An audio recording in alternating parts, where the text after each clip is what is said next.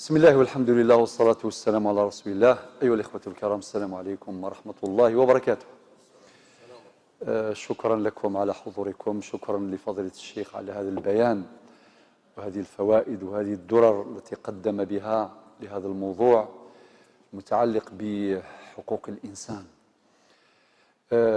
مثلا حقوق الإنسان في السنة النبوية ومن خلال السنة النبوية أو من خلال السيرة، ولكن أديني السنة لأن كلمة السنة النبوية أشمل من السيرة. خاطر دي تعريف السنة النبوية إلا مقارن تعريف الأصوليين علماء الأصول،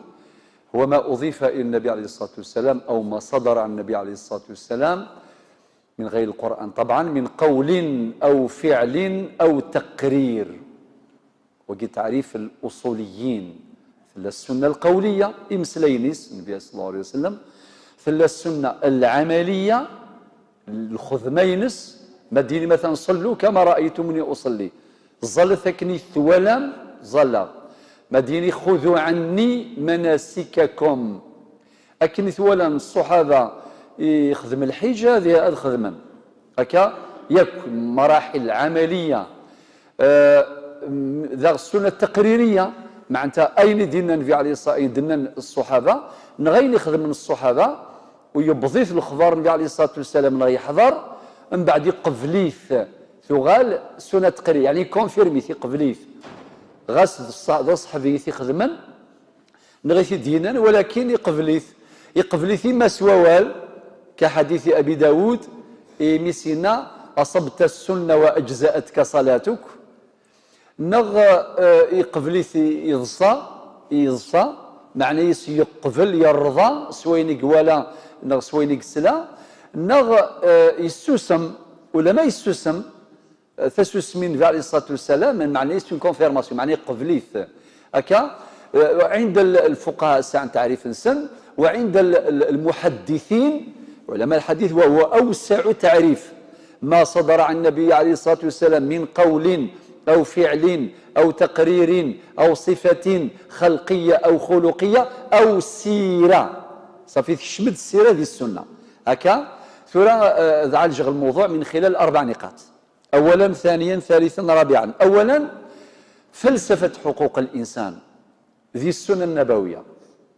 ساين فيلوزوفي فلسفة باختصار بعد المناقشة، واللي بغى يعني عنده استفسار أو تعليق يتفضل. الفلسفة ينستبنى في عقيدة التوحيد ذايا وقيل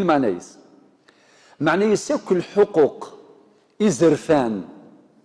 إدينا نبي صلى الله عليه وسلم يفناثن في العقيدة يكن ملنا بلا استثناء يفناثن في العقيدة. معناه أنا من بلي ربي يون من بعد مرحباس الحقوق النخ ربي خلق غيد يرزق غيد يفكا يغيد مقومات الحياة من هواء وماء وغذاء وكساء وإيواء ودواء في قاص مقومات الحياة. من بعد ربنا يغيد عبد ثين إلى قتل السين وثنعبد يدينا مثلا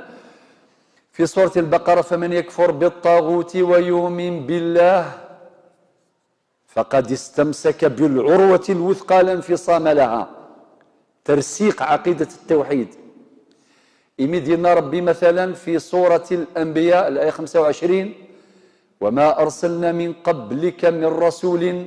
إلا نوحي إليه أنه لا إله إلا أنا فاعبدون. يمدينا ربي في سورة الزمر في مثلا: وما قدر الله حق قدره. يعني كمل اخر الصوره اللي هي 67 ولا يتسع المقام باش نقرا جميع الايات. خلينا نركز على الاحاديث وعلى السنه النبويه والسيره المطهره. اذن عقيده التوحيد جالا انا من ربي وديني مرحبا استكشى ربي يفكاد نغيك ساغ خاطر لا وندا يفكا لا وندا غيكس نغلا يفكاد النعم يناد ربي سبحانه: وإن تعدوا نعمة الله لا تحصوها. يوريزم ذهنا يعني هذه السيوض باش هذه يحمد ربي أكني وثا أكني يلزم أغف يوث النعمة يوث لأنها متجددة في حياتنا. إذ كان ربي نعمة قزري ماشي كان ولا يوث نتيكلت من بعد ذاين نتسوالي ألا ما نموت صافي يوث النعمة سوى زاليس أكون نعمة ديفك ربي إن تعدوا نعمة الله لا تحصوها. أما عندك نجربة يكون كسر ولا نبلو في سورة البقرة الآية 155 156 ولا نبلونكم بشيء من الخوف والجوع ونقص من الأموال. تخدم بروجي تخدم الحسابات تربح 200 مليون تربح كان 10 غتخسر عادي. ونقص من الأموال والأنفس والثمرات إلا وين تزرع ذات تمغي إلا وين تزرع ذات مغيرة. أخي قرنا كي مزور لو كان أفلاح سنتي استحساب سنتي زرعة شحال اللي فلاح اللي زرعة نكرزن ولاش ولكن دائما ومنان لو كانوا من الناس ربي إذا غاثني فلا أقل ذي مدينة ربي سبحانه ذي الآية 156 إن وبشر الصابرين الذين إذا أصابتهم مصيبة قالوا إنا لله وإنا إليه راجعون. يعني مرحبا ستيك الشر ربي أثا ربي يناد في سورة الملك الذي خلق الموت والحياة ليبلوكم أيكم أحسن عملا. والنبي عليه الصلاة والسلام ينادى الأنبياء وأشد الناس بلاء ماشي كان يكون وي خاطئ الأنبياء صفوة الخلق ثم الأمثل في الأمثل. معناه هجيثي منون يزمرونيك ديف كان يكس ما يفكايك حمد ربي ما يكسيك حمد ربي إليك من الشاكرين. وربي يناد ولئن شكرتم لأزيدنكم ويناد وسيجزي الله الشاكرين. لذلك عقيدة التوحيد مدينة ربي مثلا في صورة مدينة في الآية 51 من سورة التوبة إن قل لن يصيبنا إلا ما كتب الله لنا. صافي العقيدة تقوى ثم مرحبا الحقوق هذا نفهم الفلسفة حقوق الإنسان في الإسلام. وقد قال الشاعر معبر عن ذلك إنك لا تخضعن لمخلوق على طمع فإن ذلك نقص لك في الدين لا يقدر العبد أن يعطيك خردلة إلا بإذن الذي سواك من طين واسترزق الله مما في خزائنه ظلف ربي سثر ربي فإن رزقك عند بين الكاف والنون. إشارة إلى سورة ياسين الآية 82 يمدينا ربي إنما أمره إذا أراد شيئا أن يقول له كن فيكون واسترزق الله مما في خزائنه فإن رزقك بين الكاف والنون المسكينة واستغني بالله عن دنيا الملوك كما استغنى الملوك بدنياهم عن الدين. صافي نفهم هذه النقطة الأولى. النقطة الثانية مصدر أو حقوق الإنسان في الإسلام عموما إلى القرآن ثم السنة والسنة بمفهومها الواسع أكا. أما السنة قولية سنة عملية سنة تقريرية سيرة نبوية ذا أكتفي بهذا. النقطة الثالثة أنا ربح الوقت ودي نجي وقت يكون وايث مثلا. النقطة الثالثة طبيعة الحقوق في الإسلام لا ناتيور طبيعة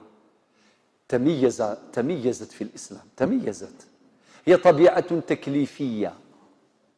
برك يكفى الجواب لا طبيعة تكليفية معناه ربي سبحانه قبل يخيني في الحقوق الفلانية أخيني ذي الواجب في الله ذي الواجب ما ذي الواجب المعنى يس أمشي حرزض إزرفان ما نخدم الواجبات فهمي دا مشينا سيتادير هاث يمذانين ولف نقارن حقي حقي حقي حقي هكايا اي هاكاس نبدل كان شويط واجبي واجبي واجبي باش كي قالها نكون أمة التكاليف نغلا بعدين ما نخدم الواجبات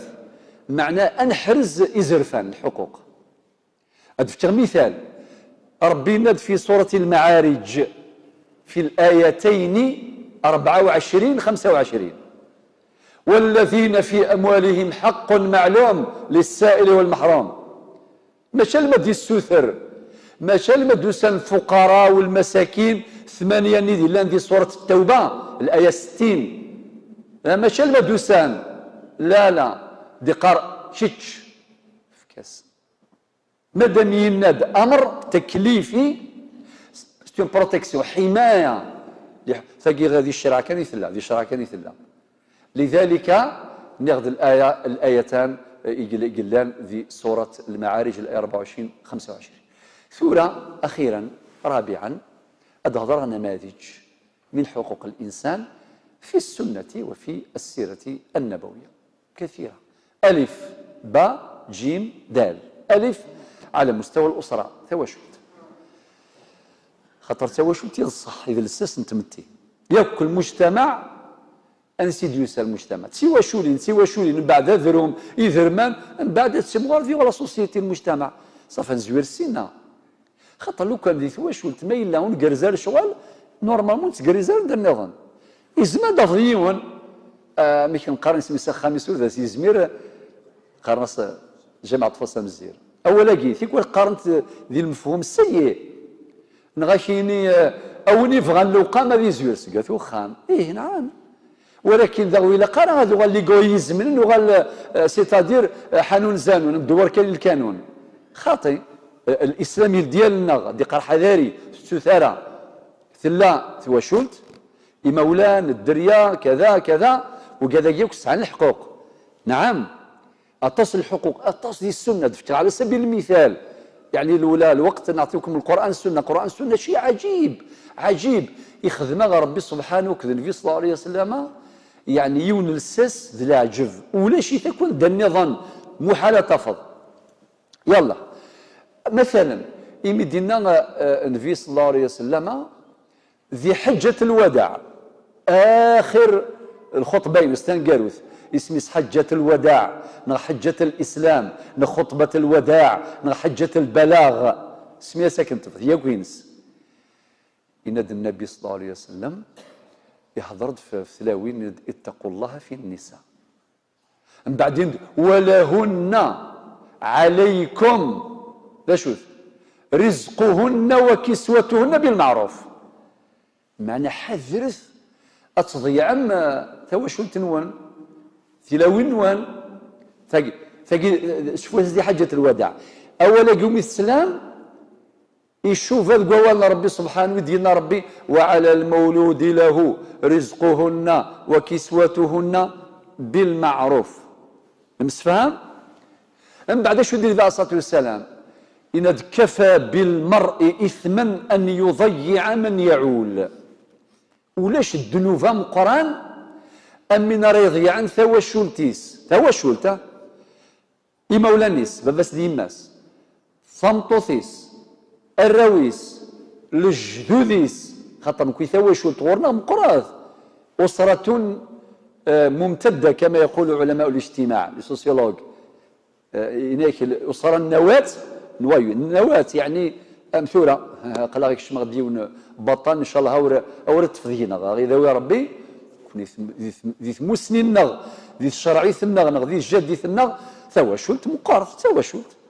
إلا باباك عمك جدك قال نسكي أوك ثواشولت من بعد لانت لي بريوريتي والنبي عليه الصلاة والسلام يناد كفى بالمرء إثما أن يضيع من يعول وقي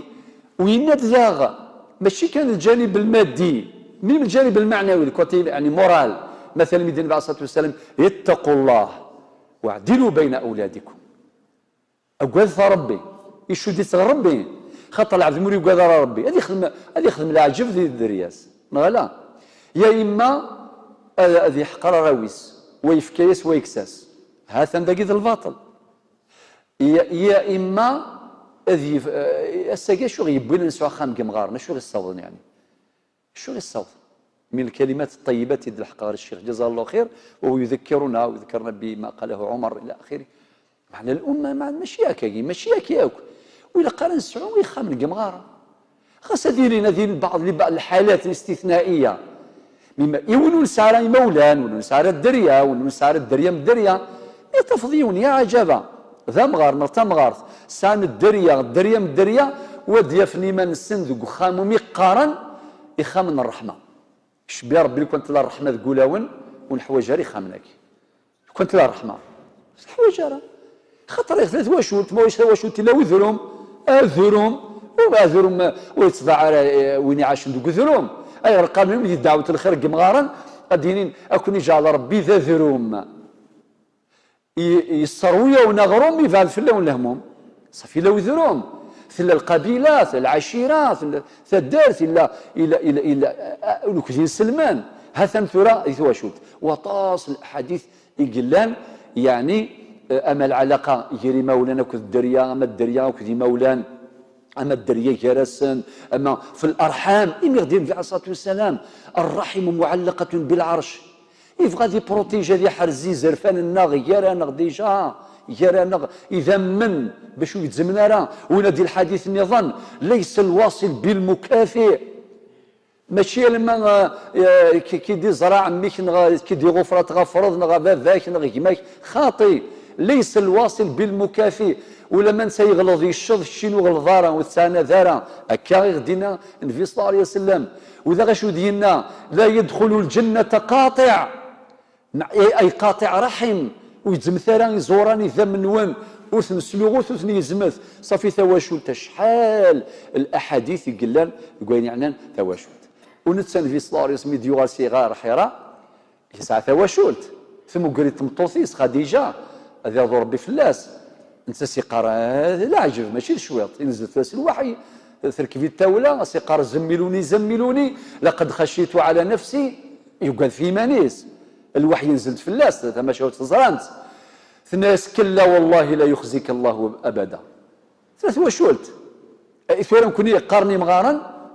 قارن ثمطوث مسيني ورقازي الصباح ما يفغ ما رستين ربا ذي سهل ربا ذي سهل اولا كي يتسكس السيرم يتسكس فوذ ما ديوغار ثمديث استين العسلامه قارن ربا ذي سهل يتسكد فوذ العسلامه يتكسي غفلان سي بون شفوثاس ادنو غال النبي عليه الصلاه والسلام سيده خديجه ثنايس يا رسول الله ثنايس يا محمد وقت مصدر به الرسول ثنايس كلا والله لا يخزيك الله ابدا مقل كان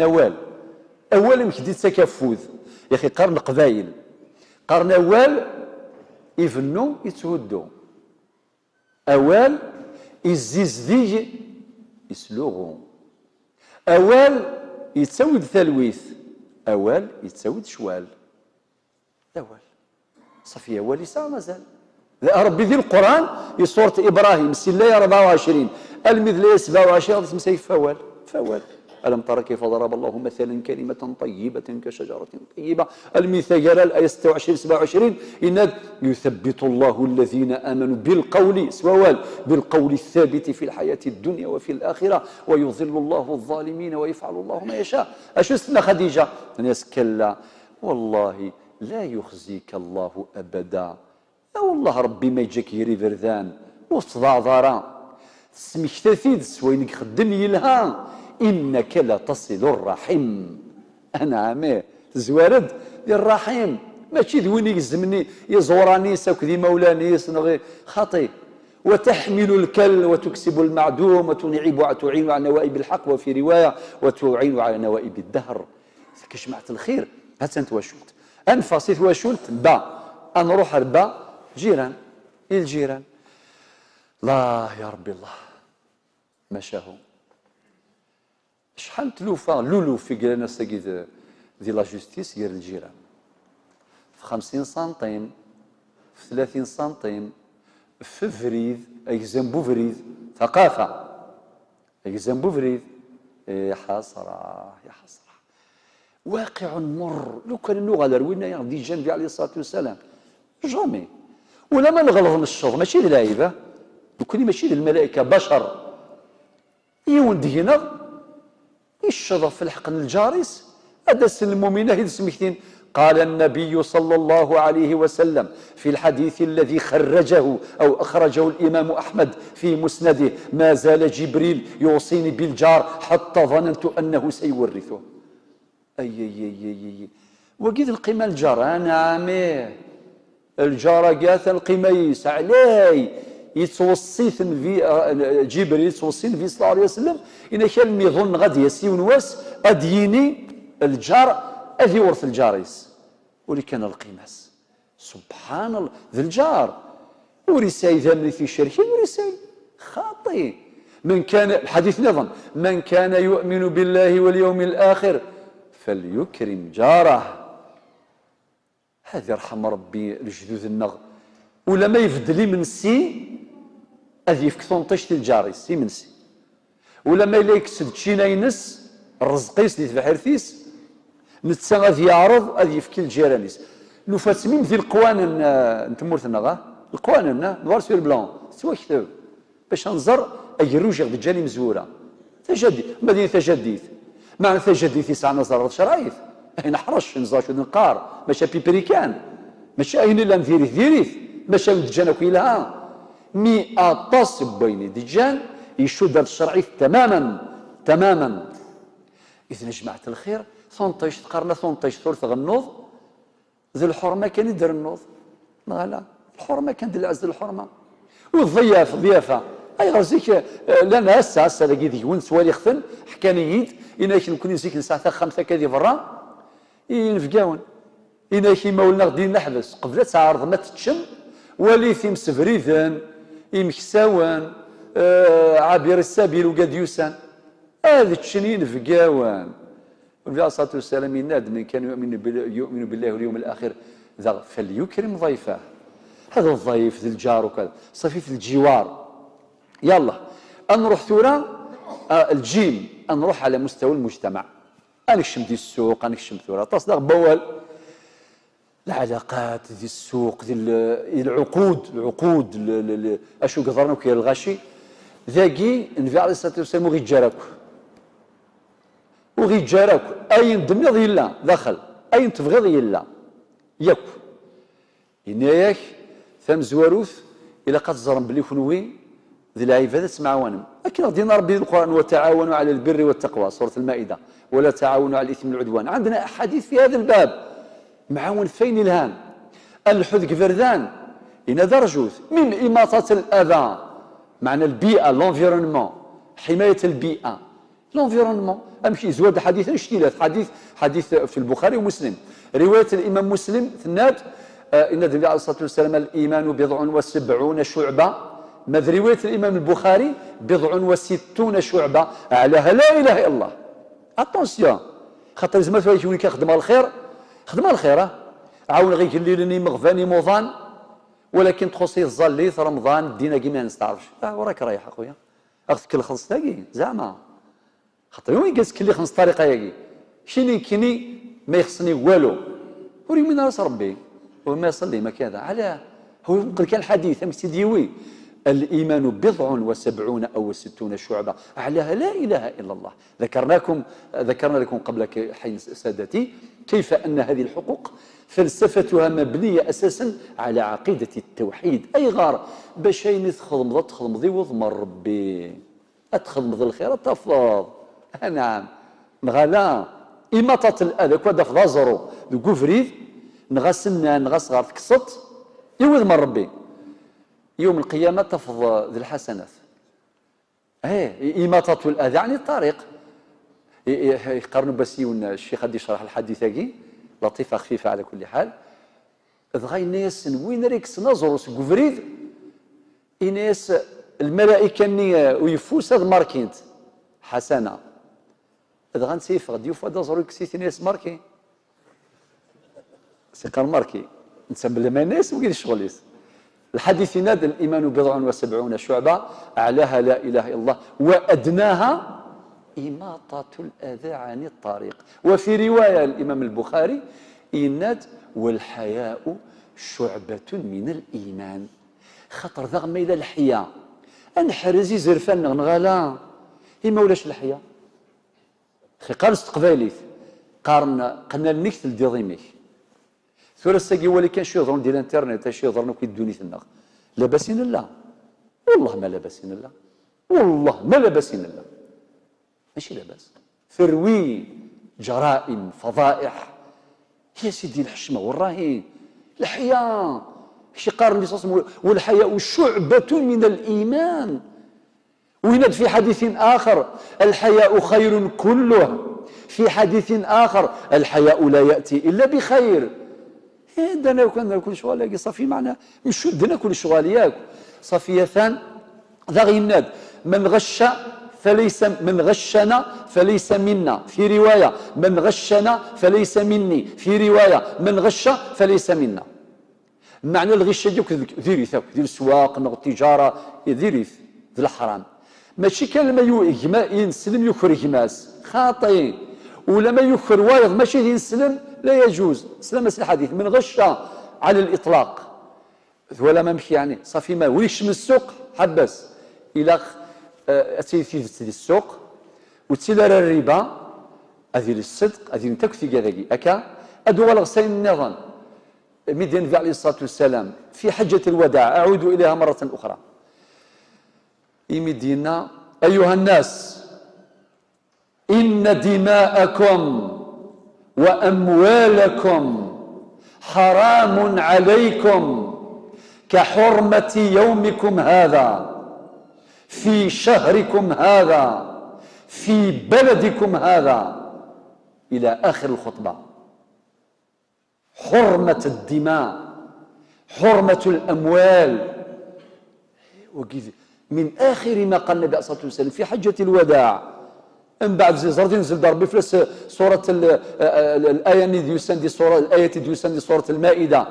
اليوم يئس الذين كفروا من دينكم فلا تخشوهم واخشون اليوم أكملت لكم دينكم وأتممت عليكم نعمتي ورضيت لكم الإسلام دينا. إكمال ذين أي صافيك أكيد دين دي صوص بدي قول الستارة بيد الأمة ثلث لي غير الشيخ دار في القدس. القدس هي منطلق منتهى رحلة الإسراء ومنطلق ومبتدأ رحلة المعراج. سبحان الذي أسرى بعبده ليلا من المسجد الحرام إلى المسجد الأقصى.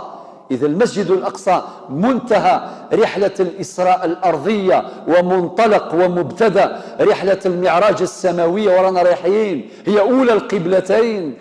ولا تشد الرحال إلا إلى 3 مساجد كما قال النبي عليه الصلاة والسلام المسجد الحرام ومسجد هذا المسجد النبوي والمسجد الأقصى الجريح. ثوره الأمة وقد قالها عمر رضي الله عنه كنا أذلاء فأعزنا الله بالإسلام فإن ابتغينا العزة في غيره أذلنا الله. وقال ربنا في سورة العمران في الآية 138 وما بعدها ولا تهنوا ولا تحزنوا وأنتم الأعلون إن كنتم مؤمنين إن يمسسكم قرح فقد مس القوم قرح مثله وتلك الأيام نداولها بين الناس وليعلم الله الذين آمنوا ويتخذ منكم شهداء والله لا يحب الظالمين.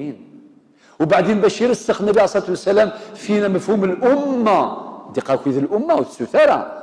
أو ماشي السنة النبوية تحفظ حقوق الحومة كما تحفظ حقوق الأمة. أنا عاميه الحومة نكون أقلا نزدغ ذي الحومة إلا كان حرز لحقوق النغنغلة أمشي رنقاري أمشي نحرز تزدي الحومة النغ أمشي نميحذر ما نخدم ثمغران كي الشيخ وكنت نتفرغ الماء 4 الصباح سطفل خاطر نكون نسعي بولس نقار الفرحة سوفارس كون واسعي وزم خاطر نكون كي نفهم ملالا مي غد سمكتان أسي نحبس أنا حبس طفل نغالا هو كذا ماشي ذي الحق نغالا صافي الحومة أرنو لي المثوض على مستوى الأمة. أدفكر الدليل من الوثيقة وثيقة المدينة اسميس الوثيقة اسميس الصحيفة اسميس الدستور دستور المدينة عند النبي عليه الصلاة والسلام دينا يفكي الحقوق اليهود الوقت عايش دينا ساعة الحقوق حق الاعتقاد إلى آخره ونص على حق الناس في الأمن في هذه الوثيقة لا سيكوريتي الأمن ثلويث لو شبان ثلويث نسيتك السوثر سيدنا إبراهيم تمزور لا ربي اجعل هذا البلد آمنا ما باش الأمن على بالكم كما قال الإمام الماوردي وغيره قالوا نعمة الأمن هي الصح أبرد سنتي زرفان ثياب ما ولاش الأمن ولا مساعد زرفان وسعينا للفنة صح هذه هكذا قال. لذلك سألها إبراهيم الخليل ربي اجعل هذا بلدا آمنا. والنبي عليه الصلاة والسلام نص في الوثيقة على حق الناس في الأمن ونص على حقهم في الاعتقاد ونص على حقهم في العدل في العدل، إقامة العدل كيف كاع المواطنين كلهم. ونص كذلك على أمر مهم جدا، قال المسلمون أمة من دون الناس. الله يا ربي الله، ما معنى أمة من دون الناس؟ معنى غدي قار النبي عليه الصلاة والسلام ديال الوثيقة، غدي قار كنوي ذي الأمة فين سلمت، معنى متميزة، أمة متميزة تتميز باش بإيمانها وعقيدتها وسمو أخلاقها وذوقها وتعاونها وحرصها على رعاية حقوق الله وحقوق رسوله صلى الله عليه وسلم وحقوق بني البشر أليس كذلك؟ لذلك قال أمة من دون الناس، وكأنه يشير النبي عليه الصلاة والسلام إلى القرآن مباشرة. هذا الوحي الثاني يشير إلى سورة المؤمنون، ويشير إلى سورة الأنبياء، ويشير إلى سورة البقرة. سورة المؤمنون أنددنا ربي سبحانه ذي الآية 52 وأن هذه أمتكم أمة واحدة. ذي الآية 92 دي سورة الأنبياء إن هذه أمتكم، ولاش الواو يرنا إن ماشي إن هذه أمتكم أمة واحدة وأنا ربكم فاعبدون. إذن فاتقون ذي سورة البقرة الآية 143 وكذلك جعلناكم أمة وسطا لتكونوا شهداء على الناس. حذاري، عندكم رسالة تجاه البشرية ضاعت البشرية لأنها ابتعدت عن نهج المصطفى صلى الله عليه وسلم. ذا كان ذلك حروب، دماء تسيل، حقرة، ضياع حقوق الإنسان، ما كلام مجلس أمن ولا كل كلام فارغ، لا هيئة الأمم ولا مجلس الأمن ولا شيء. قتل شخص واحد جريمة لا تغتفر، وقتل شعب آمن مسألة فيها نظر. أساقي غير بعض الإحصاءات شحال يموت دي الصومال، صلاز، الميزيريا، الجوع والمرض، ذي إفريقيا، ذي كل مكان، ذي فلسطين، ذي كل مكان. هو راهي حقوق الإنسان يعني كلام. لو كان الوقت نحكي لكم نجيب لكم الإعلان العالمي لحقوق الإنسان من 40 وضوح الاتفاقات الدولية، وفي كلام نحتاج حوالي 15 ساعة باش نعلق على المواد القانونية برك، نحتاج 15 ساعة كاملة أقرأ على مسامعكم سادتي هذه الاتفاقات وهذه المواثيق 15 ساعة. معناه هناك كم هائل من المواثيق الدولية، من الإعلانات التي تدعو إلى رعاية حقوق الإنسان، ولكن لا حول ولا قوة إلا بالله. كلما نظرت في كما الشاعر لا حول ولا قوة إلا بالله، كلما فكرت في حاضرنا عقني اليأس عن المستقبل، قد مشى الغرب على هام السها ومشينا في الحضيض الأسفل. إذا جماعة الخير الشوف غادي نير أكي غادي نبي صلى الله عليه وسلم إند أمة من دون الناس وربي وكذلك جعلناكم أمة وسطا لتكونوا شهداء على الناس ويكون الرسول عليكم شهيدا. أخيرا على مستوى البشرية النبي عليه الصلاة والسلام ماشي دي قاري زرفان كان المسلمين أي قاريوك يا خلقي ثاكو غدينا كلكم لآدم وآدم من تراب. يشير إلى الأصل المشترك وقيل الجذرة غير شركناكم بنادم وين البنادم كل البنادمين صافي نغدا النبي عليه الصلاة والسلام مستثارة أي الجذرة يكون يشركن كلكم لآدم وآدم من تراب. وفي أحاديث كثيرة يخاطب فيها الناس جميعا كما جاء الخطاب في كتاب الله العزيز للناس. هذا منهج المصطفى صلى الله عليه وسلم في تقريره لحقوق الإنسان في سنته الشريفة وفي سيرته العطرة. السلام عليكم ورحمة الله.